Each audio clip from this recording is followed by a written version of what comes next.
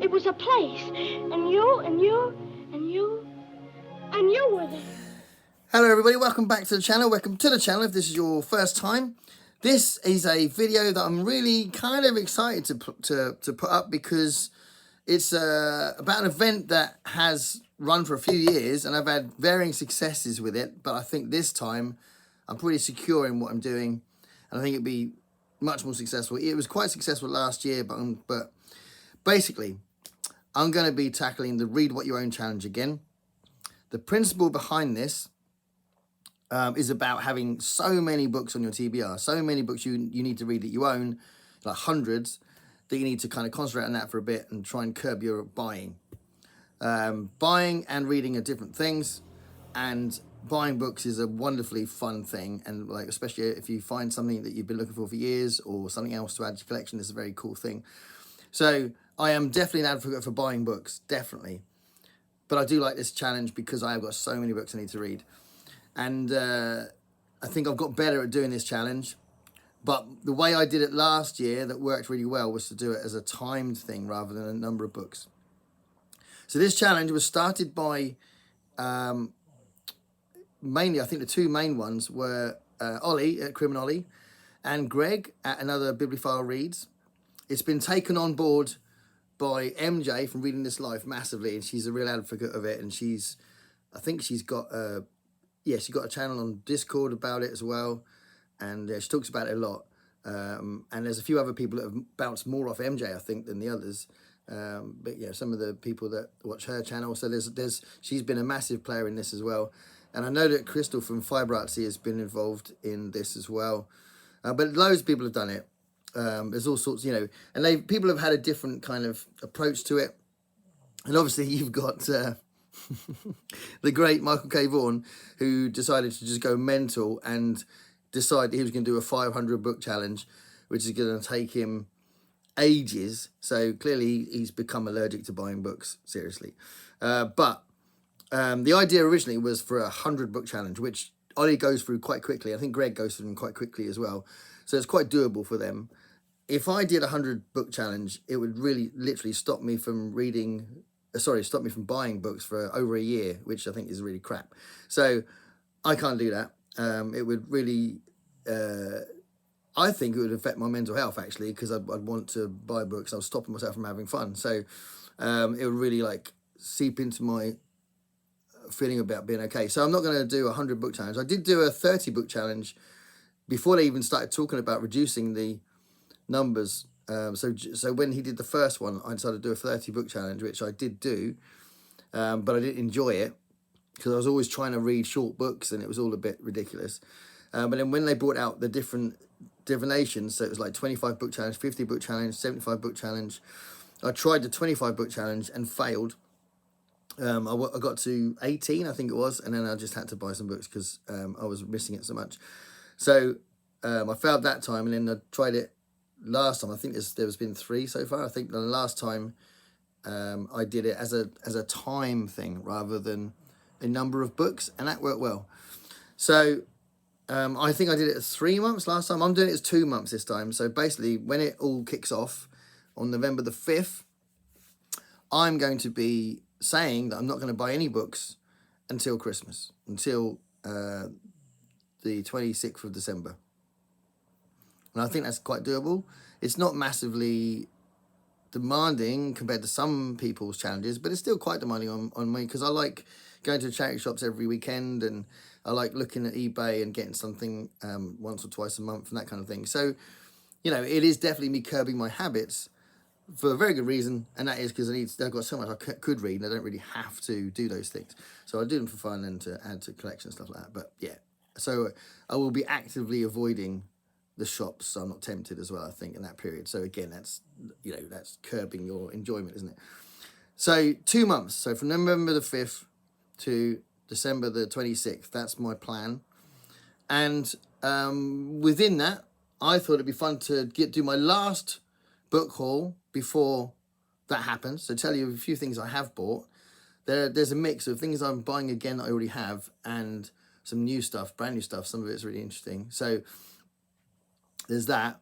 Yeah, so let's have a look. I'm going to start with 4 books that I've bought that are rebuys. Well, I say that. I think this is a rebuy. These 3 are definitely rebuys. So rebuys, repurchases. That rebuy sounds weird. I don't know. But the first one, Factotum by Charles Bukowski.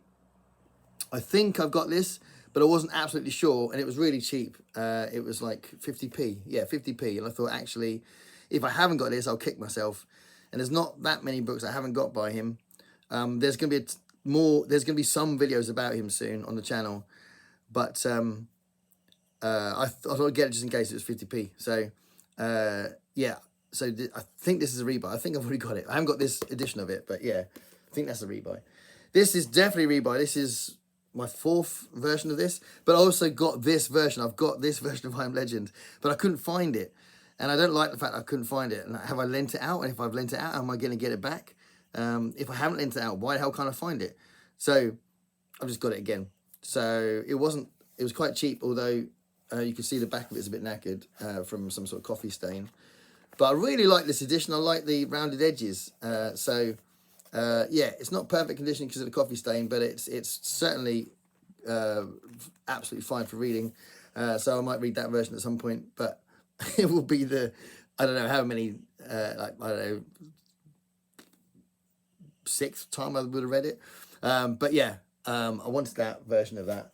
So I've got that. This is another one that was quite cheap, and I definitely have this, but I quite like the edition, and it's an old New English Library thing. And if I find old New English Library books, I'm very tempted. So this is a vintage copy of Thuvia Made of Mars, which are action-packed cover. So that was quite a nice little find. Again, it was quite cheap. What was it, £1? Yeah, it was £1. So you can see that. So that was really cool. So that was another thing I bought. And then this one was because when I did my Terry Pratchett video, I said, well, I've also got equal rights, but I can't see where it is. And it was a bit disturbing. And then I saw this and I thought, actually, I'm going to get it. So I've got that to make sure I've definitely got it. I might have it somewhere else that's been taken out of the Pratchett box and put somewhere else. I don't know. But if you saw the Terry Pratchett video I did, I've got a lot of his books. But I used to have this. But anyway, I've got it now. So that was a correction of something that I noticed when I was doing that video. So those are rebuys. And then I bought this, which is something I've got out of the library at the moment because I wanted to do a video on it. And I thought, well, actually, this was only £2, and it's a huge tome. It's a really important book. And next year, I'm going to correct my lack of involvement. I've been a bit frustrated. Lack of involvement with Historathon by doing some regular history book videos. I'll tell you more about that later on. But this is one book I'm going to be talking about. The Making of the English Working Class by E.P. Thompson. It's a seminal work. And I've got my own copy now. I used it a lot when I did my degree, but I was using, obviously, the various copies of it in the university library. There was tons of them. They always had about 8 copies of it in the university library. Always. Didn't matter how many people were taking them out. So I don't know how many they actually had as stock, but there was always at least that amount in the university library. It's a seminal work. So Making of the English Working Class I'm going to be talking about, but I've got my own copy now. It was actually the same edition as the one I borrowed from the library, actually. I also bought Adrian Tchaikovsky's Elder Race. I have already read this because I got this out of the library. But again, I found it and I thought, well, I'll get this. It's second hand. It wasn't that very much money. And I'm going to become a bit of a completist, I think, with Tchaikovsky. And weirdly, this is an uncorrected proof.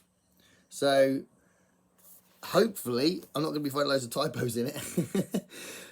But usually, uncorrected proofs aren't too bad. So that's the version of Elder Race I'm going to have. So now I've got 5 books that aren't rebuys. They're not books I've had from the library or whatever. These are brand new books I didn't know about, I knew about some of them, but new purchases. So this is an interesting one. Venomous Lumpsucker by Ned Bowman. Venomous Lumpsucker. And what I need to do with these new ones is to tell you more about them. So here we go. The venomous lumpsucker is the most intelligent fish on the planet. Or maybe it was the most intelligent fish on the planet because it might have just gone extinct. Nobody knows and nobody really cares either, except for two people. Mining executive Mark Halyard has a prison cell waiting for him if that fish has gone for good.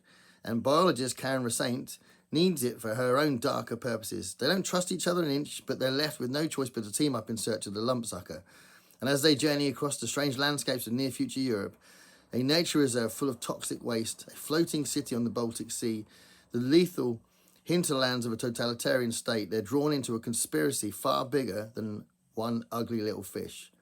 And it says brutally satirical and grimly hilarious, full of extraordinary ideas and brilliant set pieces, but also generous and poignant, a novel that delights, dazzles, and moves in equal measure. I found this in the shop and I couldn't resist it, so it's also got the Arthur C. Clarke Award. So that's Ned Bowman's Venomous Lumpsucker. I have finally got The Ferryman by Justin Cronin. So I nearly bought this before when I was in London because it was everywhere. They had a table just of tons and tons of copies of this with a little plimp saying, buy this. And it does look really interesting. So the islands of Prospera lie in a vast ocean, in splendid isolation from the rest of humanity or whatever remains of it. Surrounded by sun and sea and stars, their world is perfect. But every paradise comes at a price. When the truth behind theirs is revealed, it will end a way of life and start a revolution that will change the course of humanity itself. And it will all begin with one person hearing these simple words: the world is not the world. A mind-bending novel full of big ideas and a roller coaster's worth of twists and turns. That's a comment from Andy Weir. And Blake Crouch, another one of my favourite authors, says, all of my sky-high expectations were smashed. Fiction doesn't get better than this. So Justin Cronin, The Ferryman. Tell me if you read this, because that's now on my TBR. I now have it. This is a Gordon R. Dixon book called Time Storm. So I'm collecting books about time travel, and this looks like a kind of time police thing, I think. They're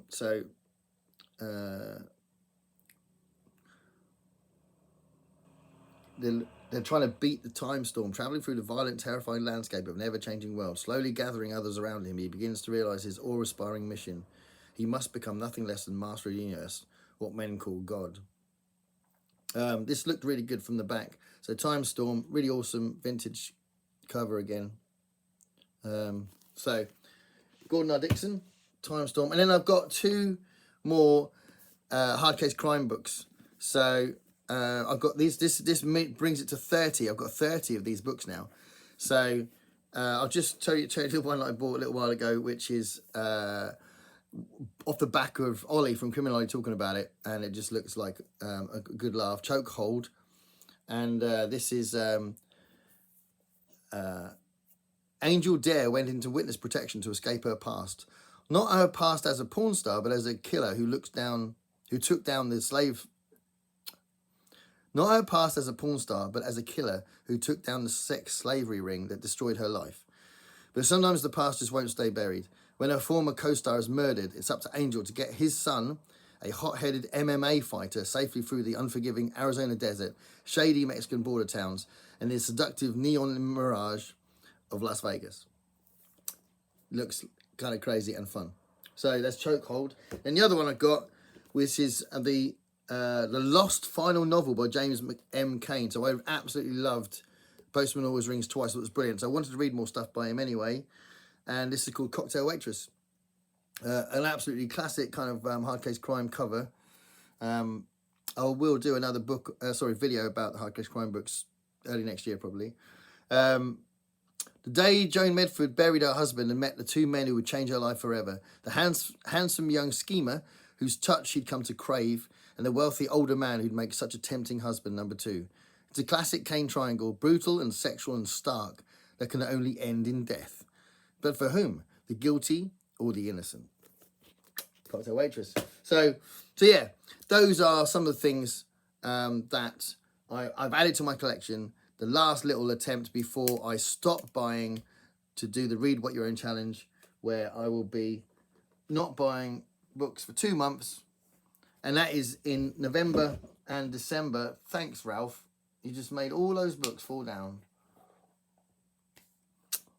In November and December, 2 months worth of curbing my buying And hopefully I'll keep that. I mean, you might be thinking, well, that's not that difficult, but it will be. It will be a challenge, and I can look at the stuff in. So November is going to be a lot of science fiction, and December is going to be based around an event which I will be announcing later.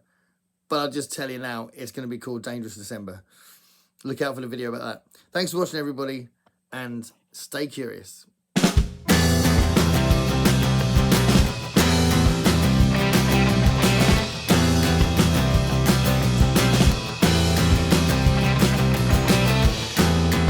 Paint me a picture